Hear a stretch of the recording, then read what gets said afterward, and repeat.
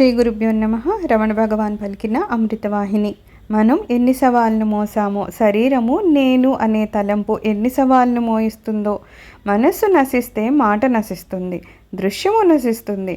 మనం నేను నేను అంటూ ఉంటాము. అది అజ్ఞానంలోంచి వచ్చిన పిలక. దాన్ని మోసుకొని తిరుగుతున్నాము.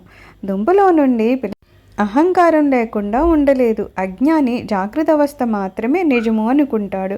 జ్ఞాని 3 అవస్థలు అబద్ధమని, వాటిలో ఉండేది జీవుడని గ్రహిస్తాడు. అజ్ఞానికి శాస్త్ర ప్రమాణం కాదు, జాగృత అవస్థే అతనికి ప్రమాణము. శక్తికి మించి పనులు చేయకూడదు, శక్తివంతునితో విరోధము పెట్టుకోకూడదు. ఒక సమయం వస్తుంది, అంతవరకు ఓర్పుగా ఉండాలి. మైసభను చూసిన దుర్యోధనికి పాండవుల మీద అసూయ కలిగింది. నాశనం చెయ్యాలి అని అనుకోలేదు. నీళ్లు ఉన్నాయని దుర్యోధనుడు తన పంచెను పైకెత్తితే ద్రౌపది నవ్వింది. దాన్ని పరాభవంగా భావించి వాళ్ళను నాశనం చేయాలనే బుద్ధి కలిగింది. తర్వాత ద్రౌపదికి వివేకం కలిగి ఎందుకు నవ్వానా, ఆయన రారాజు కదా అనుకుంది. తర్వాత పశ్చాత్తాపపడింది. అది కృష్ణుని మాయ. ఆ మాయ కమ్మి ఆమె నవ్వింది. ఇదంతా కృష్ణుని పన్నాగము. అలాగే నారదుడు ఒక చెట్టు వద్దకు వచ్చి, నీవు బలవంతుడవు, ఆకులు కాయలతో అలరారుతున్నావు అనగా ఆ వృక్షానికి గర్వం కలిగి, అవును, నన్ను ఎవరు ఏమీ చేయలేరు, వాయుదేవుడు కూడా ఏమి చేయలేడు అన్నది. అప్పుడు వాయుదేవుడు వచ్చి, రేపు వస్తాను చూద్దాము అనగా చెట్టుకు భయం కలిగి ఆకులు కాయలు రాల్చుకొని 3 వారిపోగా వాయుదేవుడు వచ్చి, ఏంటిలా అయ్యావు అనగా, నాకన్నా నీవు బలవంతుడివి, నీ దెబ్బకు నేలకు ఒలిగిపోగలను అన్నది. దాని అర్థం బలవంతంతో విరోధం పనికిరాదు అని. శ్రీకృష్ణుడు, మీకు పొగడ్త వద్దు, విమర్శ వద్దు, మీ పని ఏదో మీరు చేసుకోండి అన్నారు. మనస్సు విజృంభిస్తే రాక్షసుడు చేసే పనులు చేయిస్తుంది.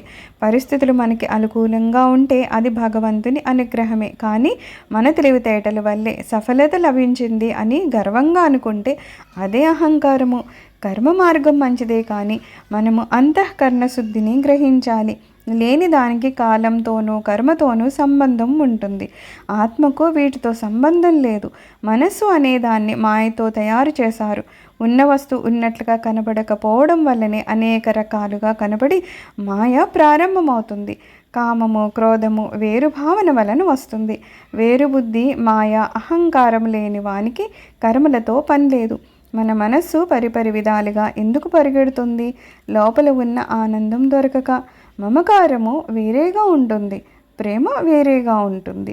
కుటుంబ సభ్యుల ప్రేమ మమకారము. మీ ప్రేమను కులానికో, మతానికో, జాతికో పరిమితం చేయొద్దు.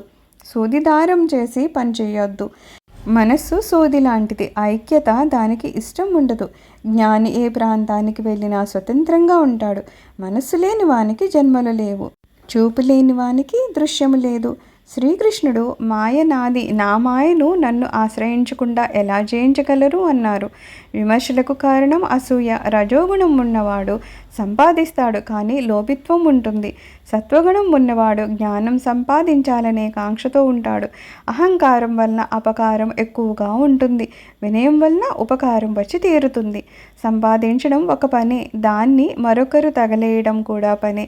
రామకృష్ణులు నేను నేను అంటే నాకు సిగ్గొస్తుంది, పెంట అంతా అందులోనే ఉంది అని అన్నారు.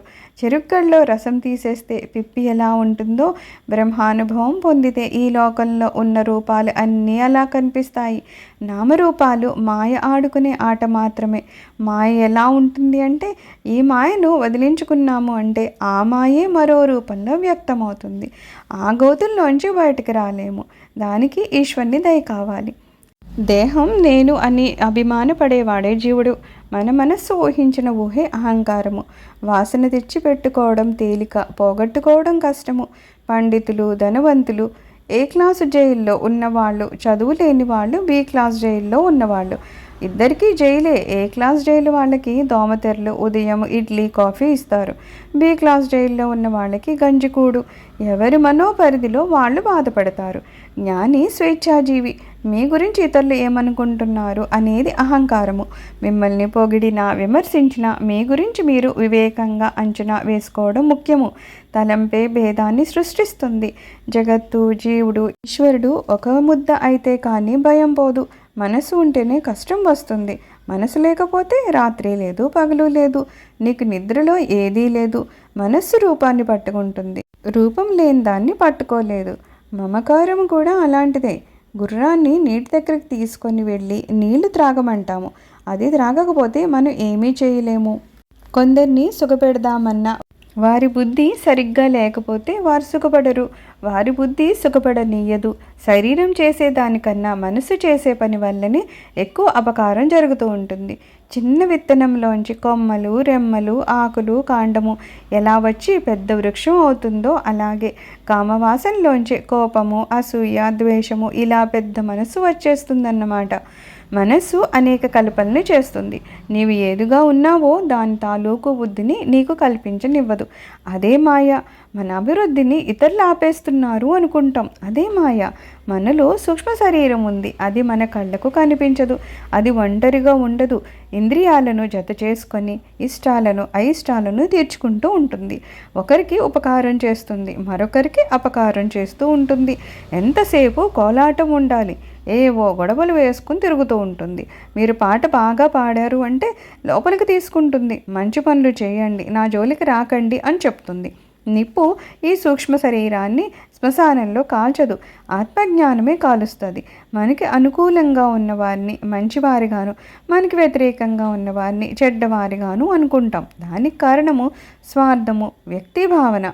పూసల దండలో పూసలన్నింటికి లోపల దారం ఆధారంగా ఉంటుంది కదా. అలాగే మనకు వచ్చే తలంపులకు, ఆలోచనలు అన్నింటికీ ఆధారంగా ఉంది దేహము, నేను అనే తలంపు. సర్వం శ్రీ గురుచరణారవిందార్పణమస్తు. లోకా సమస్తా సుఖినో భవంతు. ఓం శాంతి శాంతి శాంతి.